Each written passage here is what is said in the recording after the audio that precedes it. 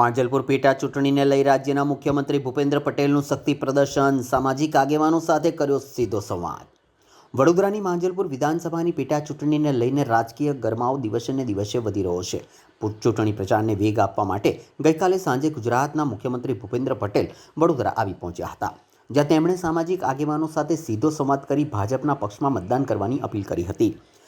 માંજલપુર વિધાનસભાની પેટા ચૂંટણીને અનુલક્ષીને સામાજિક આગેવાનો સાથે એક વિશેષ સંવાદ કાર્યક્રમનું ગઈકાલે સાંજે આયોજન કરવામાં આવ્યું હતું। આ કાર્યક્રમમાં રાજ્યના મુખ્યમંત્રી ભૂપેન્દ્ર પટેલ વિશેષ ઉપસ્થિત રહ્યા હતા।